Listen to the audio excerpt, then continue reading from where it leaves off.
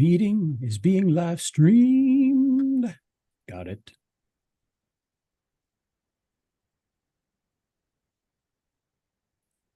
There it is. Check, check, check, check. Check. All right. Sibilance. Okay, let's record. Record on this computer. Okay. Got it. Got it. Hit at any time, Ray. All right, here we go. And in 5, 4, 3. On today's episode of Video Marketing Madness, we're going to discuss some news you can use just in time for the holidays. And of course, today's episode is made possible by our good friends over at Movo. Now, if you're not familiar with Movo, well, they have everything that you need to make your videos shine like never before. I'm talking about great microphones for all sorts of situations. I'm talking about cameras. They even have cameras, believe it or not. They've got lights, they've got stands, they've got it all so that you can shoot from the desktop, you can shoot from the field, you can shoot from your phone, you can shoot from a DSLR. They've got you covered and at amazing prices. And right now, because it is Christmas time, they actually do have some specials going on too. So head on over to raiselinks.com/Movo to see what they can do to help your videos look better than ever. And speaking of better than ever, let's hit that music, which is better than ever. Okay. It's the radio show about video marketing madness with Ray, the video guy, and I'm Steve Sleeper. Catch us on your favorite podcatcher. Seems everybody's on Apple Podcasts, but give us a 5-star review, subscribe, all that good stuff. So, yeah. So, how's it going? Been a couple of weeks since we did a show. Well, it's going pretty good, I must admit. Okay. Working hard as always, but Yeah, I sort of took this week off. I did my radio talking book recordings and went into radio talking book on Monday. Radio talking book is a reading service for people who are sight challenged. It's set up like a radio station. Most of the listens come from streaming these days. Anyhow, that's what that is. And then I'm doing a show today, and I took care of a few operational things. But I'm having some problems with my back. I went to the chiropractor today, and that helped a lot. And then just taking a week off from sitting, hunched over at a computer really helped. So, yeah. I'm sure it does. That's definitely a big help. Yep, that is definitely a big help. So, news you can use, not lose. Yes. The big one is Tucker Carlson's on Rumble now, I saw. I'll tell you, Rumble is becoming the place. I've been trying to tell people that do stuff. It's like, get your stuff over there. Now, I will tell you that there's some good things and bad things about Rumble. One good thing is you can put your stuff up there today and you can have it monetized tonight. That's right. The one downside is you're not going to make nearly as much money per 1,000 views as YouTube's going to give you. But it's still significant. The other thing, neither good nor bad, but the content on there is still kind of pretty narrow. It's a lot of sports content, a lot of conspiracy theorist content. Yeah. And then a lot of political talk. But good place to get a lot of other things on there. And they're a little more open as far as YouTube likes to ban and block things. They're not quite as willing to do that. Based off of what you're talking about. And so yeah, and two things kind of came to mind for me. Fox kind of released him probably. They had a contract with him, and he started doing some things on Twitter. And the last I heard, they were going to sue him for that. So they must have dropped all that kind of stuff. And I think the lawsuit kind of went away. Wasn't going to go anywhere. So as far as I know, that's been dropped. And his first dozen of videos each got 500,000 views. So he'll do okay on Rumble. He is doing far better now than he was when he was employed by one network. I can tell you. Yeah. He's probably going to get more views over there. Steven Crowder, he's making big money over there, isn't he? They're paying him $30 million a year, I believe, just to be there. And they're paying him just to be there. Uh-huh. Oh, I wonder Like that's just what he gets. Like as if he got a contract from a news organization. Like, here, we're going to pay you X amount a year. Yeah, I believe it was. Maybe it wasn't a year. I know it was like $30 million, but it might have been, for more than a year. But that's the whole production cost. He's not putting that in his pocket. That's for the whole show, I believe. Oh, I see. Okay. Yeah, I don't know if Tucker Carlson's if they did something like that or not. I should have probably read the whole article. I mean, Dana White, the UFC president who founded Power Slap, is right. Over the moon about Rumble. He absolutely loves it. They on Rumble, which, by the way, if you walked around and asked 10 people what Rumble is, probably 9 of them would have no idea. Right. At this point in time, even though Rumble, believe it or not, Rumble's been around for many years. It's just only the last year or so that it's just exploded all of a sudden. But Dana White says, and I don't know if it's true or not, that the Power Slap on Rumble gets more views than the NFL, the NHL, the NBA, and all those combined together right now. Wow. Don't know if it's totally true, but that's what he claims. So, wow. Yeah, I'm not seeing anything that would tell me if he got a contract like Steven Crowder or not, just looking at it very quickly. And now's not the time for me to do some in-depth analysis, but it's called Tucker Carlson Tonight, and it's on Rumble. Sounds familiar. Isn't that the name of his old show? I think so. So apparently they didn't sue him hard enough, because he's just going to steal the name of the show as well, too. So, well, I shouldn't say steal. Well, and I don't know about big money like that, but I do know that you can't prevent somebody from making a living. That's the big thing that judges always look at. But you fired him, but then you fired him, but are you paying him? Are you buying out his contract? What's the whole? I mean, will he just let the contract lapse to have something to do? Yada yada yada. So they probably settled something out of court, as typically the case with something like that. Okay, now here's what I saw this morning. Google makes it easier to buy YouTube reservation ads. Google is making it simpler to buy ads on YouTube by expanding its self-service purchasing system. Depending on its availability in your local market, this feature has been rolled out to YouTube Select lineups, reservation products that enable eligible clients to target the top 5% of popular channels. And the same way, with full-length videos and shorts, okay? YouTube TV lineups. It offers live TV channels on over 100 broadcast cable and regional sports networks. And it really cost per impression masthead. Video ad displayed at the top of the YouTube homepage, where advertisers are billed based on the number of times the ad is shown. And standard run of YouTube reservation, formerly known as instant reserve. You get a quote and instantly reserve YouTube inventory without any negotiations.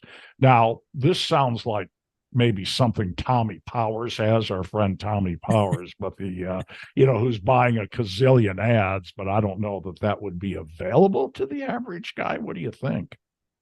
I don't know, to be honest with you on that. It's new. We'll have to wait and find out. So yeah, okay. Thought it was kind of interesting. Be interesting to see what they do, but always good. YouTube ads are always a good thing. I tell people all the time, if you're not doing YouTube ads, but you're doing other types of ads, you're wasting some money somewhere, because we've done tests where we've had some of the most expensive advertising in America is for lawyers, especially like personal injury lawyers. Right. I mean, in some cities they're spending ridiculous amounts of money per click. In one city we had a client and he was paying about $40 per click. Wow. So every click was $40. Wow. And we ran YouTube ads and he was getting the more clicks on the YouTube ads, doing this, going to the same thing, and it was like $2, which is still for YouTube is really high, but $2 versus $40 is a big difference. And he was getting more clicks through the YouTube stuff. So, and he's still whether going to it's be converting better is tough to say, but yeah, right. But he's getting those impressions. Well, not impressions. He's getting those clicks. He's getting that top of mind, I guess. People hopefully are going to remember him when they get in the car wreck. Absolutely. So absolutely. Okay. X. This is kind of old news. Well, it was last week, so I guess it's fairly new, or 2 weeks ago, maybe. X launches its Chat GPT rival, Grok, or Grok. I think it's Grok, Grok. And when I was in Twitter the other day, you know how you go to your profile and there's some stuff on the left-hand side that you can click on? You know what I'm saying? Yeah, Grok was over there, so yeah, it's amazing how many of these, and that they don't talk about it much, but Apple has its own AI stuff too. They just don't give it a name and put it out there publicly, but it's built into a lot of their things. So there's a lot of AI going on out there. We got Bard, and we've got Chat GPT, and we've got this. And Steve, we have another one we need to talk about. That's much more prevalent to us. And that is, have you heard of Video Poet? No. Video Poet. Well, it is a Google/YouTube AI for making videos. And although we haven't been able to get our hands on it to actually try it, we've been able to see it in action and see other people doing it. And it does all sorts of things. I mean, in some of the test things they were showing, people were putting things like, a horse running through a Van Gogh painting, and a video of a horse looked like it was painted by Van Gogh running through the scene. Cool. In fact, it's funny. It's there it is right there in front of me, actually. And it shows the horse running through, a starry night, the background and everything else. But you can do shorts, you can do bits of things for videos. There was this video to audio. So there was a video of a cat playing a piano, and it was like a real cat, and it was playing a piano. This AI generated, and the music was AI generated that the cat was playing. Yeah. So there's a lot of things, which is funny because last time we did one of these, we talked about YouTube kind of stepping up and kind of, talking about AI and what it thinks of the AI stuff. And, it's okay if you do this, but you're going to have to, in the future, you're probably going to have to say this is AI generated and all that. Well, now AI is creating their own AI generation tools. And at the same time, there was an article the other day that I saw that, is this the end of AI voices on YouTube? And I didn't read the article. I'm sad to say. I just kind of saw it pass by. I didn't get a chance to look at it. But, the gist was that some of these AI voice things might be, YouTube might start banning those. Really? Which in some cases I can understand. If it's the ones, for whatever reason, there's these two voices that are used on everything, and I'm so tired. That one female. What is that voice? Girl? Yeah. And she talks about this and that. Yeah. Look at this train as it goes down the tracks. And I want to shoot myself in the head every time I hear that voice. It's and then there's the other one that sounds like this. And he actually sounds like a real voice until he pronounces something phonetically that's completely wrong, and then you realize, it's AI. But his voice is really good. He reminds me of that actor that always plays the bad guys in a lot of those TV shows. And I don't know if you know who I'm talking about, but I got an idea.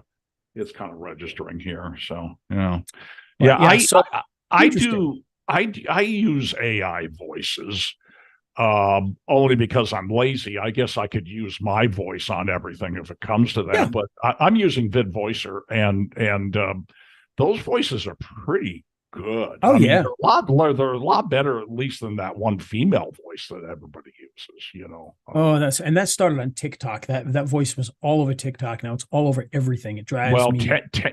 Is it Temu, the retailer out of China? Yes, they use it all the freaking time, and it's not really good at all. No, it's okay.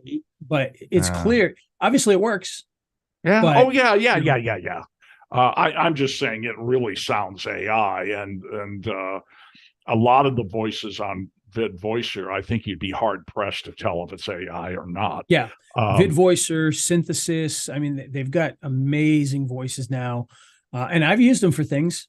Like when we mhm. did our class the one time, we made a commercial. I don't know if you were on that class or not that time. Yes, yes, We made yes. an allergy commercial, Yep. and we used an AI voice, Hmm. and it sounded fine. It was good. It sounded like a Hmm. real allergy commercial, Hmm. Yep. No, I mostly because agree. the It allergy was commercials good. aren't great. Yeah. No, I remember that. What'd you say? I'm sorry. So mostly because the allergy commercials aren't that great to begin with, but Well, we yeah. just kind of modeled them, people running through the fields and playing with kids and all that kind of stuff, that they use and we made our own allergy product, which we found out later actually was the name of an existing allergy product from years ago. What we call it, what was it, Allerest? Alarest. Yeah. And come to find, in like the early Uh, 80s, I guess there was one called Allerest. It doesn't exist anymore, but there was one. I But yeah, remember so I Alarest. mean, Yeah. you can do AI stuff that really does model real things. And by the way, I saw one thing the other day. Again, another one of those things where I saw it but didn't really look at it. There are some news networks that are going to start using AI generated anchors for the I news. saw that too. Yeah. Yeah. Yeah. I saw that. It At it least, looked at it'll be news people you can probably trust. yeah. Well, it depends who writes the news. Of course, it's AI generated. What am I thinking? I Yeah, I watched the it. news is as well. Yeah, I watched it. It looked AI to me, but again, I'm probably hypercritical too. Compared to the average person. So So and actually, I just found it. I'm looking at it now. It's a still shot, and the still shot it looks pretty real. Yeah, I don't yeah, know. yeah, yeah. No, the still shot looked real, but then I clicked on it and watched it. I'm like, looks like AI to me. But again, just because I thought it was AI doesn't mean my wife is going to think it's AI. The average person's. But at the same time, I know a friend of mine who makes video software, and he avoided doing AI stuff. And what he found was he started doing surveys with end users, not only the people that use his product, but the actual end users that would watch the videos in the end, and they didn't care. So he started using the AI characters because it didn't seem to make any Didn't difference. seem to People make any didn't care. difference. Yeah. Even Well, if they knew 100% that it was an AI actor, they didn't care. It was like, so, it's like, okay. I don't know. I'm looking at it now, Steve. She looks pretty real. I'm okay. not listening to her. I'm just seeing her, but she looks pretty real. Okay. Unless, well, maybe she's not, maybe she's the anchor talking about it. Yeah. Doesn't look like it. Okay. Well, I mean, if you think it looks pretty real, then I mean, that tells me something, because you're Ray the video guy. But I've got the sound off, so I may not be watching the right thing either. So who knows? But an upcoming news station will broadcast the first ever AI generated news anchors to viewers across America next year. Well, I did read an article this morning, and if you Google search engine land, you can probably easily find it in their Twitter feed that shows up on the first page of Google or X feed. And basically, the article was about Google is really having a hard time deciphering AI from stuff that's actually written by a person. So Oh, and sure. this was all content. This wasn't video at all, and that's why I didn't save it. But to read here, but I thought that was interesting nonetheless. Yeah. But like I said, next year looks like we're going to have a lot more AI generated content on YouTube. And I'm kind of surprised to see them going more towards that direction rather than less towards that direction. You'd almost think it would be an opportunity for them to weed out crap content by, banning some of that stuff and being like, nope, AI generated, get it out of here. But apparently they're pretty okay with it. But I have seen some articles that have said other things, but if they're creating their own, what are you going to do? So a couple of weeks ago, a friend of mine that I actually produce a podcast for called the North Omaha History Podcast. Talk about a niche. He focuses on just a certain area of town, like 25% of the town, and does history. And somebody said, "Well, why don't you do all of Omaha?" And I said, "Well, because North Omaha is his passion, and we enjoy doing the podcast." That being said, he asked me what are some other top podcast channels besides Apple Podcasts? And I said, well, let me research some of them. So, in the process of researching them, and it was like big news, I had just seen it December 8th, and I think I saw this on December 9th. Google announces April 2024 shutdown date for Google Podcasts. Wow. Well, you know, that doesn't surprise me. You know why that is, right? YouTube Yeah, podcasts. YouTube right now, supposedly they say they're the number one podcast. Now, I would assume Apple Podcasts has still got to be way ahead of them, but they say that they're the number one. YouTube is the number one podcast distributor in the world, and I think it's because there's a lot of video podcasts that are on there. But yeah, Oh, sure. So that surprised me. Why would they keep it open at that point? Yeah, I mean, I liked it because, you know, I got an Android and it worked great on my Android. It was a lot easier than a And mirror YouTube, site of huh? than finding them on YouTube, I think. But Well, yeah, but I have a mirror pod catcher called Podcast Republic, I think, and yeah, it's just a mirror of Apple Podcasts. But sometimes it's kind of janky. So I thought, well, I'll just download Google Podcasts, and it worked a heck of a lot better, you know. But then I see this article. And I would assume though there's going to be probably a YouTube podcasts program, you know, a specific program for. You will probably download another program called YouTube Podcasts or something like that, and it would probably be similar to that. At least that would be my thought. Well, the Google support article and all these things, I'll put the links in the show notes. But this article, and I'm reading it from ARS Technica. Everything else came from Search Engine Land, but Google's support article details how you can take your subscriptions with you. If you want to move from Google Podcasts to YouTube Podcasts, Google makes that pretty easy with a one-click button at music.youtube.com/transfer_podcast. And I'll put that in the show notes. But I will say, you know, when it comes to podcasts, the one thing that really is kind of annoying, you know, the idea behind podcasts, and yes, there's always been paid podcasts, but the idea behind podcasts was anybody could broadcast and you could listen and you could run ads and you could other things. And now you've got, you know, some of these other programs like Amazon Music who buying up these podcasters and locking them away unless you pay money. Yeah. You know, which by the way, we're on Amazon Podcasts. So yeah, but but you have to have Amazon Music. You have to pay for it in order to listen to it. And to me, that's just not right. I don't, you know, I'm sorry, but that's just not what the podcasts were supposed to be. And of course, these corporations have jumped in and kind of ruined that. You know, now you can only get this podcast on Amazon Music. You can't get it anywhere else, but you got to pay for it.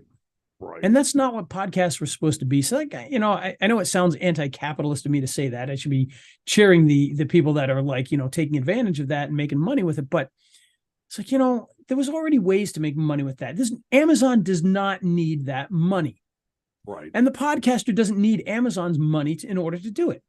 You know, they're already making money from the advertisers and things like that. Oh, you come with us. We're going to, you know, they're taking some of the big name podcasters and they're locking them away.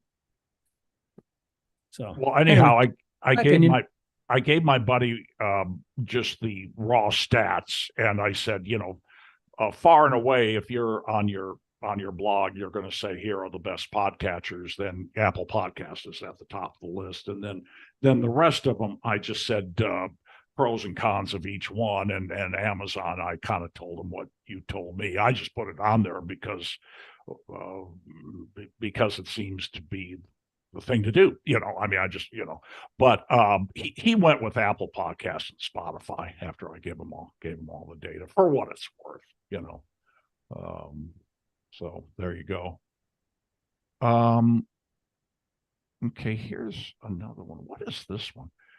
YouTube adds more formats for video reach campaigns.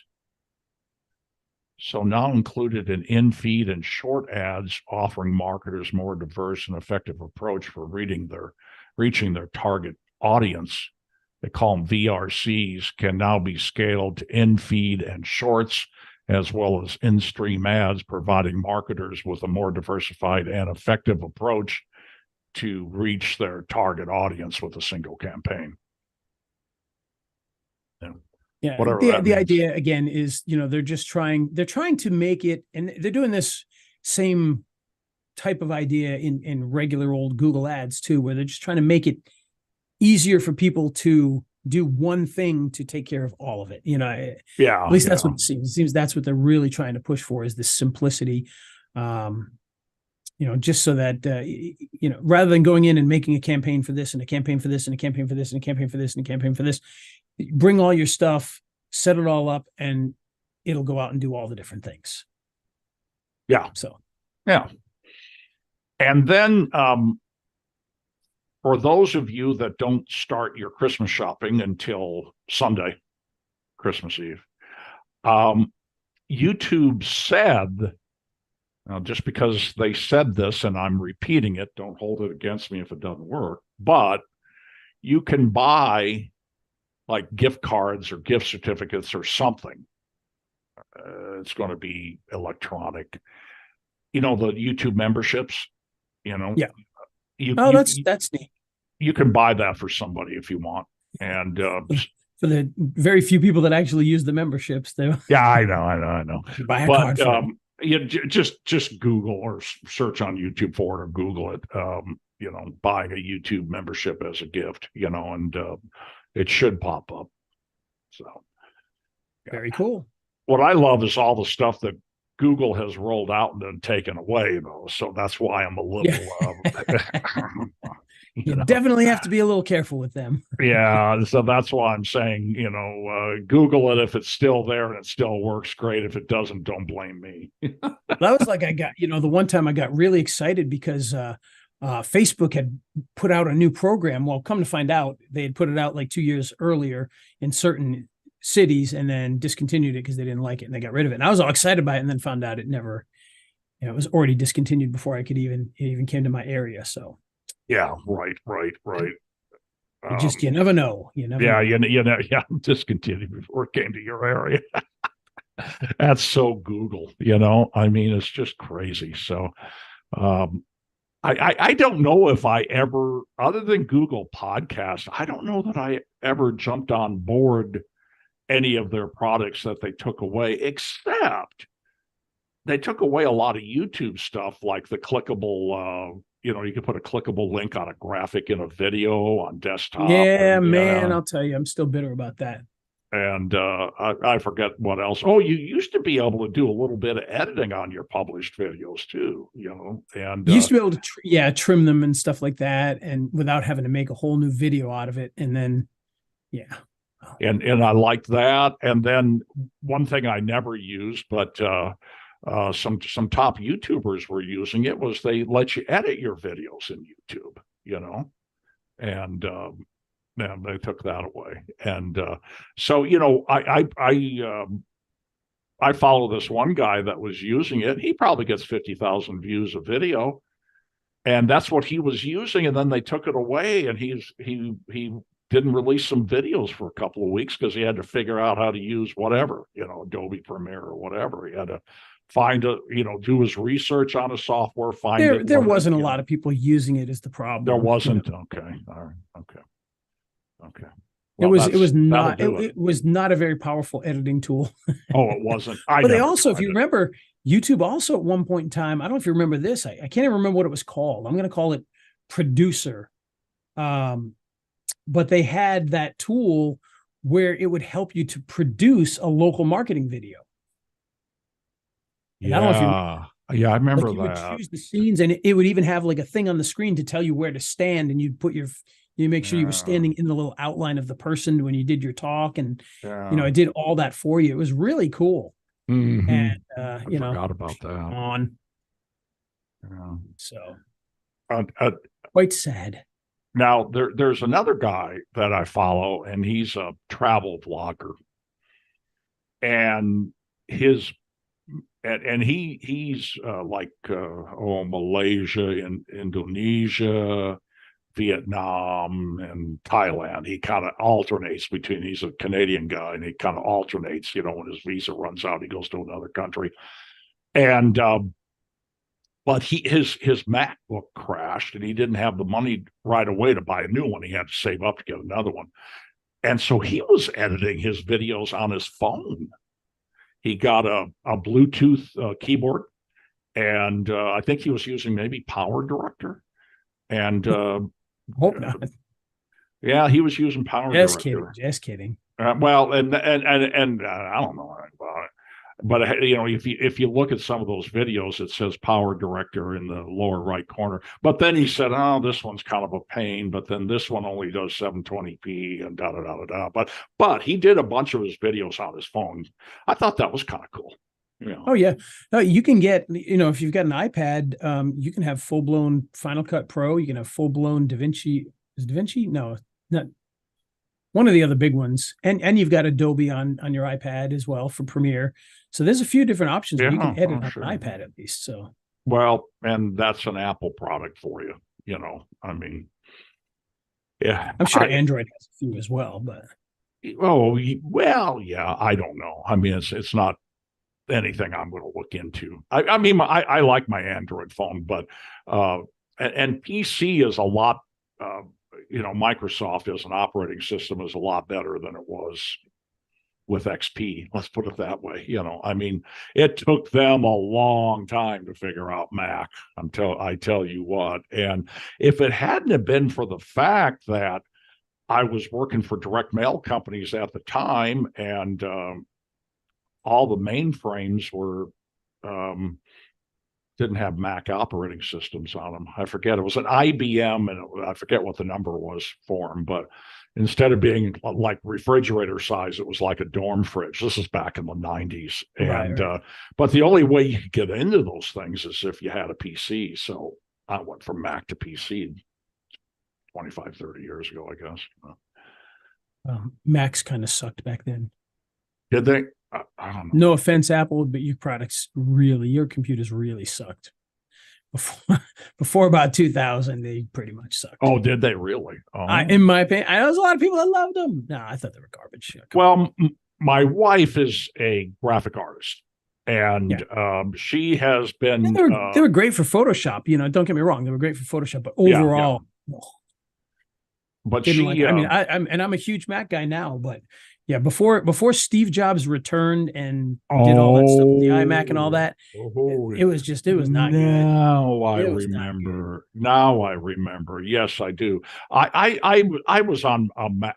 I was on a Mac Classic. So what am I even talking about? But she's been a graphic artist since the early 80s, and I mean, she was on. Mergenthalers, when they first came out with what was called cold type. I mean, she was the first on computers. And then, of course, if you're a graphic artist, it's pretty much always been Mac, So I was just looking at this. And so when Steve Jobs went back, Apple bought Next in 1996, which is about the right thing, because by 2000 is when OS 10 came out. And I had switched from I was still using Commodore computers up until 96, 97. Yeah. And so when Commodore was killed in 94 and was totally dead by 96. And so that was the perfect time when Steve Jobs came back. So I joined into the Apple stuff when I started working at Channel 12 in Providence, and I had to use Apple products there for the design and for editing and all that. And it was right before OS 10. So it was still the old OS 9 stuff. And OS 9, I was like, oh, this is awful. But, the programs were good because Final Cut Pro came out and we got that right away and started messing with that. And I really liked that. But up until then, I've never owned, well, I can't really say, I've never personally owned Windows PCs. We bought one time years ago because I had a job where we had to have a Windows PC. So I had like a little cheap Dell in the house that just got used for that. I laugh because, that was really back in like the adware virus days. We had that thing for, not even a day, and it already had adware popping up on it. You know, I was like, you got yeah. to be kidding. We've had this thing a day. But it was not used for, it was done for you running this one report for this job I had. And that was it. That was all it was That used was for. it. Yeah. But other than that, I've never owned Windows machines. Now, here at the escape room, we've got some. So technically I own some, but Well, never me personally. And I hate those things. Oh my goodness. well, Steph has been at it for what, 40 years, and she probably has been computer based for at least 30, and it's always been Mac. You know, she's Yeah. never been on a PC, you know. And Nope, me neither. she's always making fun of me, you know, for having a PC. Yeah, I don't blame. And well, this latest one I got, is it Windows 10? I have my computers built for me. I go to this guy I know, and I tell him what I'm doing, and he builds a computer for me.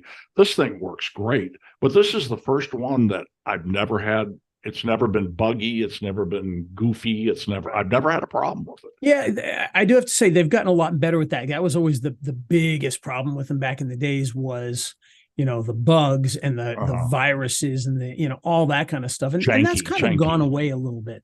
Yeah. It's a lot better as far as that goes. But Yeah. I don't know. It's just, you know, it's just never been my thing. Well, like I said, I went from my last computer before I bought a Power Mac.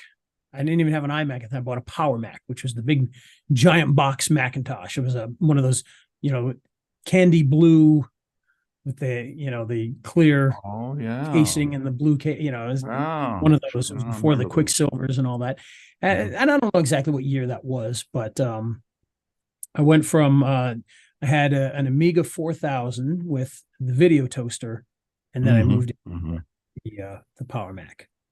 So, well, I got the Power Mac for free because I sold the 4000, which the 4000 I had gotten. Actually, I got the 4000 for free, believe it or not.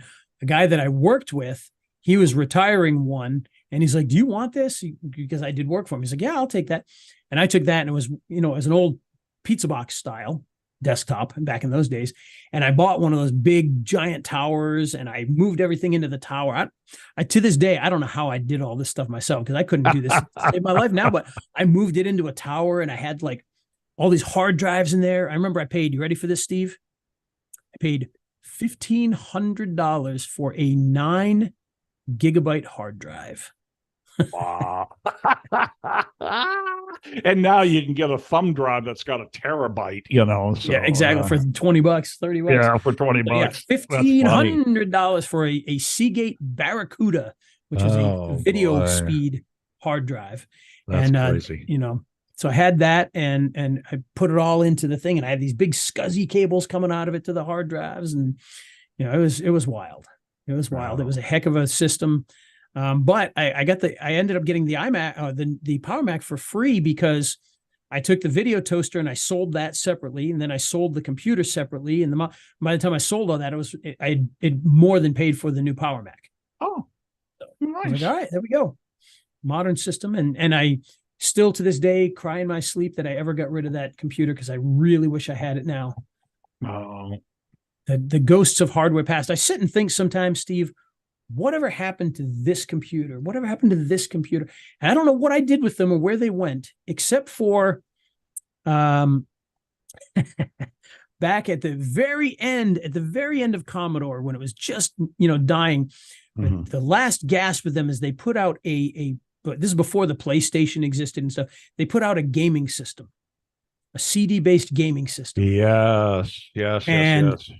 They never got released in America because there was an injunction against them from the Philippines that wouldn't allow them to ship them into America. But they were released in Europe, and they were released in Canada, but not in the U.S. And I remember I smuggled one. Well, me and a friend of mine, we got them smuggled in from Canada. So we had one. And then he owed me some money. He's like, "Oh, you want this thing?" You know, of course, by then it was all over. So it seemed worthless. I was like, "Yeah, I'll take it." I had 2 of those suckers. And of course, they were getting old now. They're retired. They were put away. I know what happened to these, and I want to kick myself every time I think about it. I had an apartment in Smithfield, Rhode Island, and in the basement we had things stored down there. And I know I had them stored in a box down there. And when I moved out, I think I left a bunch of stuff in that basement. Those two things right now, those CD32 units are rare enough that those things are worth thousands. Oh, sure. Yeah. And I had two of them. Wow. Wow. So very saddened by this.